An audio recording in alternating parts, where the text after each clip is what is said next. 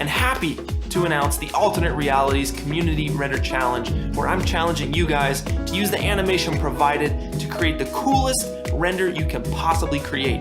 Challenge accepted. Wait, how much time do I have? So I'm keen to be part of this challenge. The only problem is I don't really have a lot of time. In fact, I only have 2 days and a few spare hours at best. So I'm going to have to maximize my time as much as possible if I'm going to get this done. A good thing I'm going to keep in mind during this is that the goal is not to win, because there's no way in hell I'm going to win off 2 days of work compared to someone who's done the whole month. Instead, simply aiming to do the best that I can in the limited time that I have. Don't get me wrong, I hope it does well in the challenge. I'm just not getting my hopes up. The general idea I have going into this is continuing on from my other pieces. The astronaut has now left the structure and is making the last push to the beam first seen in Unknown. The type of environment I'm planning to create is going to be a bridge that connects to where the beam is. Hopefully this will give a cool scale effect, and later I'll add in effects to hopefully sell the force being pushed on the astronaut. In the background, I'll reintroduce the floating monoliths. This time, more up close and personal. As for the sphere, I haven't really decided on what I want to do with that just yet, so I'll probably experiment with that and see how it goes. That about does it for the basic idea. So, let's get cracking. First, the character. I got the astronaut model from Domenico D'Alisa. I'm sorry if I pronounced that wrong. That will be linked down below if you want to get it for yourself. After getting the model, I then lowered the poly count a little so that it was less intensive for the engine. I didn't have Unreal Engine 5 at this point. After reducing the poly count, I then took the model to mix mode, where I used the auto rigger to rig the model. It's not perfect, but it will get the job done for now. Now, I brought this all into Unreal, where I can start retargeting to give an animation to the skeleton of the astronaut. Now, this process was a pain in the ass and took a few tries to get right, and even then I need to go back and make some adjustments. Through the help of some Unreal videos, I was able to figure it out and get it done. They'll be linked down below as well. Now that we have a character using the animations, we can move on to creating the world. I quickly started blocking out the scene. This is done by just using cube objects and scaling them to fit the basic outline of the idea I had in my mind. I'm also adding where I think the beam would be placed. Luckily, most of the materials I needed I had created beforehand. The emissive material that I use is very basic. All I'm really using is a noise texture with a panner controlling the UVs. This gives the effect that there is motion in the emissive texture. I also start adding in light so I can get a rough idea of how I want the overall world to end up at the final. After getting the block out roughly done, I start to add in some models to fill out the world. Luckily for me, I've also created these previously during one of my streams. You can watch my streams at twitch.tv no perception. Link will be down below. It's about this point where everything is roughly put in the scene, and I can see where I'm going next. Only problem is, there's a giant glowing sphere I need to deal with. I quickly threw an emissive material thinking that maybe I'll just make it a sun. But going through and getting the scene all together stood out like a sore thumb, and I didn't like it. At first I had an idea of it being like a crescent moon or something, so I duplicated the object and placed it in front of it with a black mat to block out the glow effect. I started moving and manipulating it and trying to get the crescent look, but ultimately I didn't like it and I tossed it out of the window. That's when I decided to try the black hole kind of look using the same method, and I liked it much more. The scene is looking good so far. Rough around the edges, sure, but it's getting there. Something that will greatly help the scene is adding some story/life to it. So I started to add in these character models that I created before using Make Human and in Blender. I also used the Mix My Auto Rigger to rig these characters as well. Now all I have to do is create some animations so that I can place them around. My plan is to make them almost in a praying position, so I begin by making the character look like it's sitting in a slumped position. Then I try different things with the arms until I find something I like. After that, I begin to place them throughout the scene in a semi-randomized layout. It's at this point I want to start adding in some detail to really bring the world into life. But there's a problem. My initial idea of having a bridge look has come back to bite me in the ass, and I'm really not liking it. Luckily, I'm kind of used to this stuff and I'm completely okay with tossing this idea out in hopes that trying something else will work out. So I deleted it and replaced it with a terrain mesh. This will allow me to bring in some flora and rock meshes that will hopefully add in the detail I need. As for the terrain textures, I've gone and gotten them from Quixel Maker Scans using their bridge app, and then used the landscape material that I've already created. This landscape map may look complicated, but it's really not. It's really just one thing being done 3 times over for each layer. Down below, I'll be providing these mats for you to use or just look at if you want.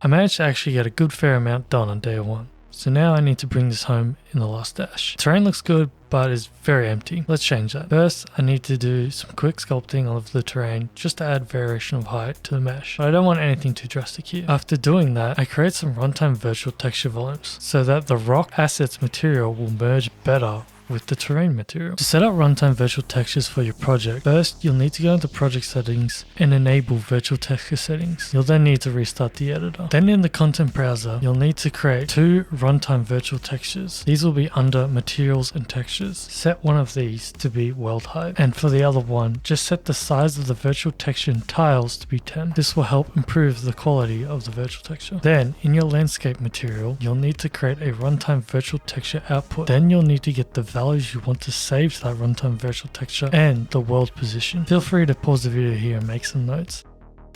Now we have to go into the material of the asset we want to blend. There we want to then get the virtual textures and blend them with the material attributes of our assets. I highly suggest stopping here, taking a screenshot of this because you'll need it.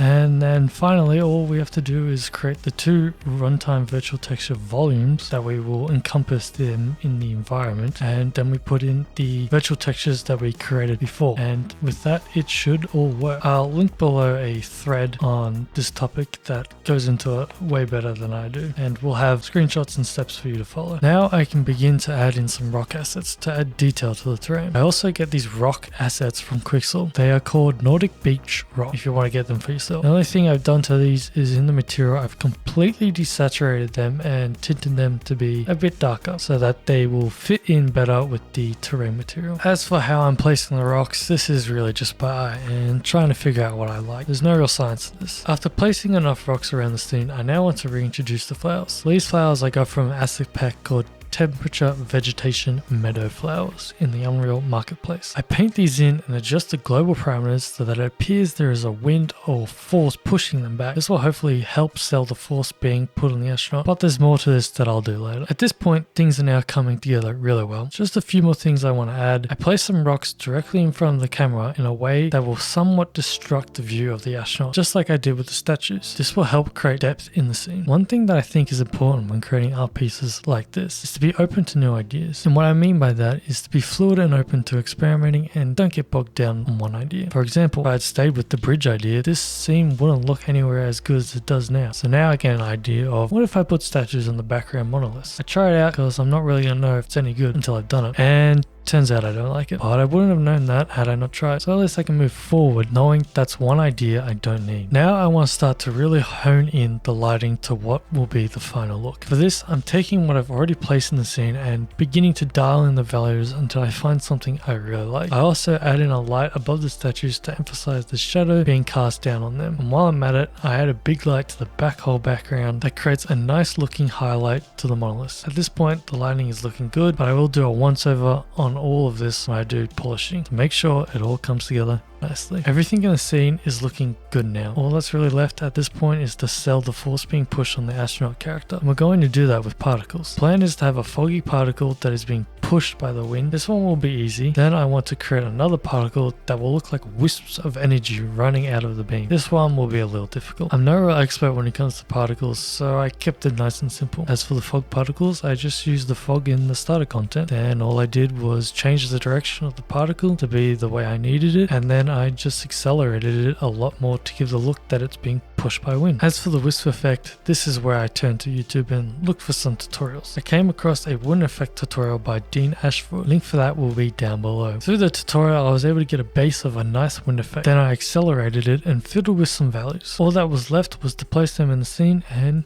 nice. Now the force being applied to the astronaut is way more believable. I think the scene is almost there, and the time I have left is about to run out. So let's make some final adjustments and get this finished off. Firstly, the background feels a little dull, so add in some beams to add life to the background, as these are animated in the matte as well. This also gives some line design and draws your eye in the direction they are traveling. Next, the black hole light that is affecting the monolith is looking nice. The only thing I don't like is that the light kind of just ends there, and so there's this weird separation going between the background and the foreground of where the astronaut is. So to quickly fix this, I bring in a light with the same color temperature as the background one, adjust its strength and cone, and just like that, these two areas feel a lot more connected and based in the same world as one another. Finally, I'm overall liking everything, however, the scene feels a little washed out. So through post-process volume, I introduced some darkness back into the shadows, and with that, I think we're done. All that's left is to render out the video. Everything is now completed. All that is left is to render out the video and send it over. To render out the video, I set my output file to be .exr. I find that EXR works better with DaVinci Resolve, which I'll be using to render out the final version. When I've done other file formats in the past, DaVinci sometimes won't allow me to bring them into it. I'm sure there's a better way of doing this, it's just what I know and I need to get this done. As for the other settings, I set the resolution to be 3840 by 1620. And finally, something I do is adjust the warm-up frame count and delay before warm-up. I do this because when rendering out in Unreal, the first few seconds, all the instance actors will start to pop in and also particles will just start to emit. So obviously it doesn't look good. So by increasing the warm-up, the render will start by first loading up the whole world, all the actors in the scene, and then after the time has elapsed, we'll begin to render out the video. This especially helps with particles as they will now be playing throughout the scene and not just starting. All that's left is to bring the EXR into DaVinci and render it out,